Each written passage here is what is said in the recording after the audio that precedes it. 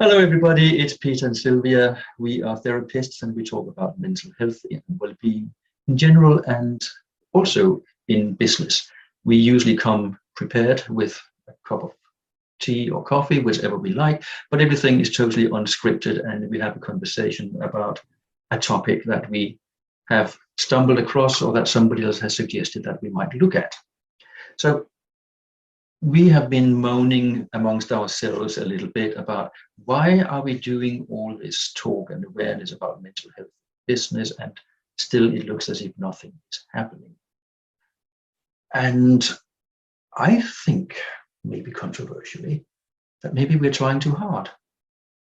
You know, when we try too hard achieving something, we often get the opposite.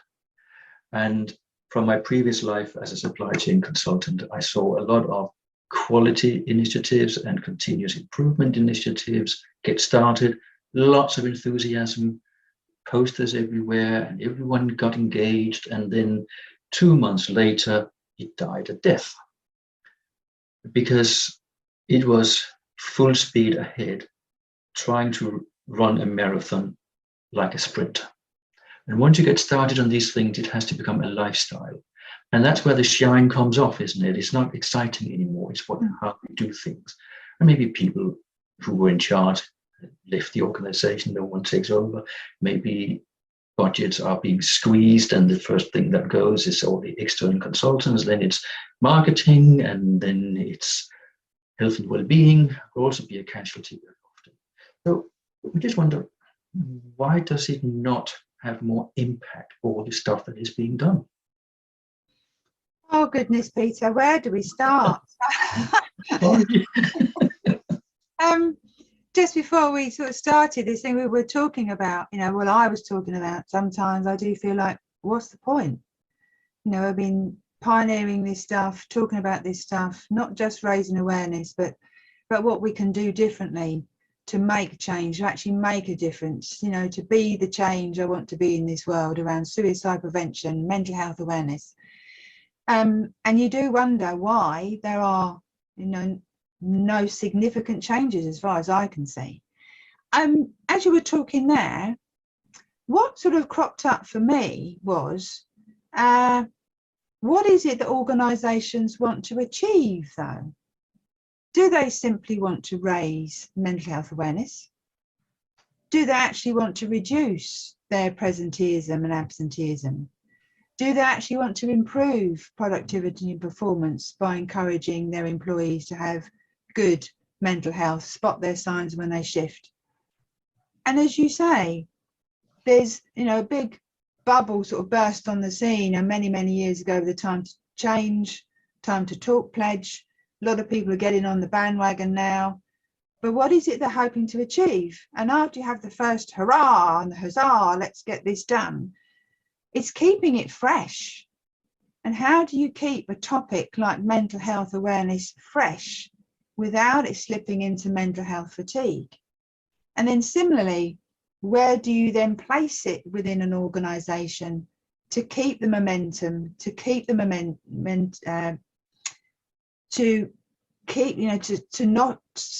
to stop it getting boring, to keep that novelty, to keep it alive within an organisation?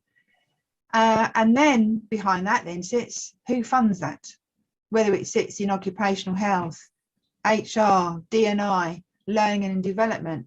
Who funds that? Where does the funding come from to support those initiatives? And I think that may be why, another contributory factor as to why there's not perhaps the growth and development and shift. The data shows there's not much change because it's a little bit fragmented, perhaps. I don't know what you think about that one. I think you're right.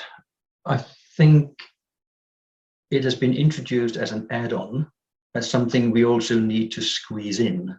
So we have the lunch and learn. Somebody talks about yoga, somebody talks about mindfulness, and you can put a tick in a box and it's great and people loved it. And then that's it for that month. And then we don't know what to do next month.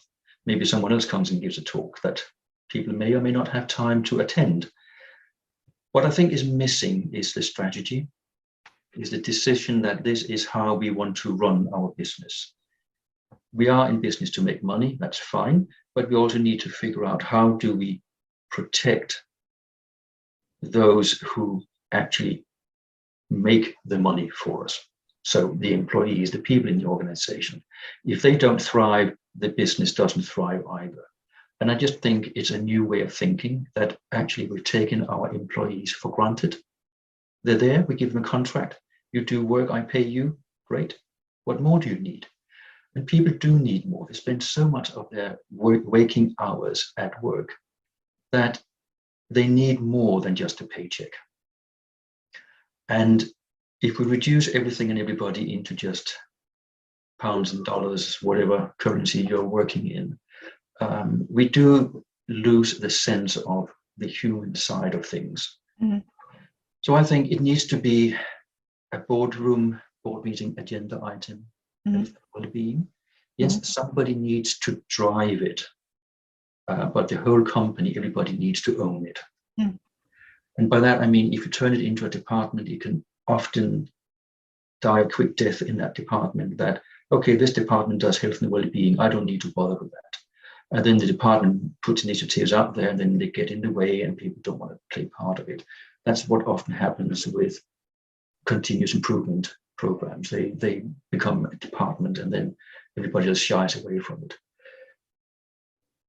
So it's not, I think, an unwillingness to understand that people are human beings and they need to be treated as such.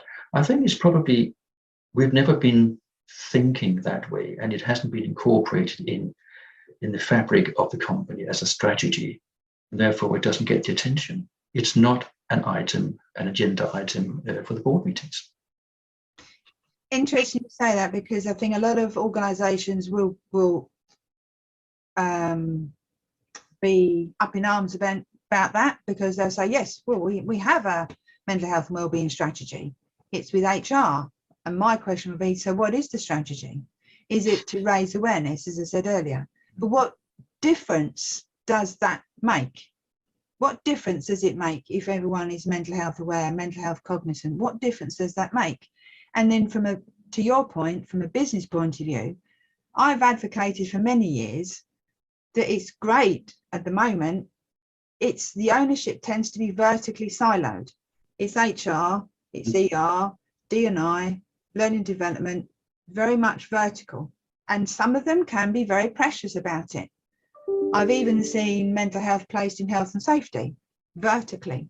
My advocate is it affects everyone in an organisation, so there should be a horizontal ownership. And I love the fact you talk about board, because that's, for me, it is a board issue, because mental health makes a difference to your organisation. I've advocated this for years, a happy crew is a productive crew. If your employees are healthier, mentally, mental fortitude, acuity, resilience, creativity, innovation, all those things. But that's also a board issue, because it affects the risk and reputation of your organisation, and in some businesses, potentially even the difference between life and death. If someone isn't fully functioning, they have to press the button to stop a piece of machinery and someone gets hurt or killed, it can have a huge effect. So I've advocated for years it should sit at a board level, then either down that way or up that way. And also where we have all these vertical ownerships, but who has overall ownership? Where does it feed into? And where do they get the funds from to pay for all these initiatives? It comes from business. So again, I think there's more to be done in terms of who actually owns this topic, and then where does the money come from? I think it is the boardroom, the people in the boardroom who own it. They need to want it, and if they want it, the organization will get it. Yeah. But we already do mental health and well-being in businesses. It's already there. It's just done badly. So it's not a new thing. It's not something we add on top. It just needs the focus. Mm-hmm. And I keep saying, make it a deal, but not a big deal. Mm-hmm. Because the minute you make it a big deal, it falls apart and people lose interest.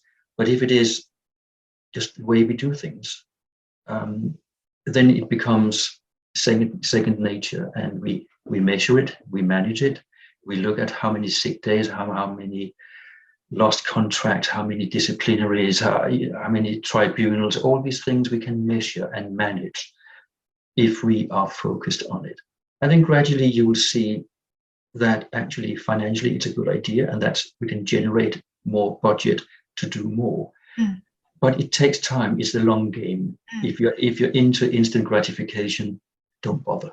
No. Because this is an investment right now for the longer term benefits and advantages. Yeah, that's what I think. That's what you think.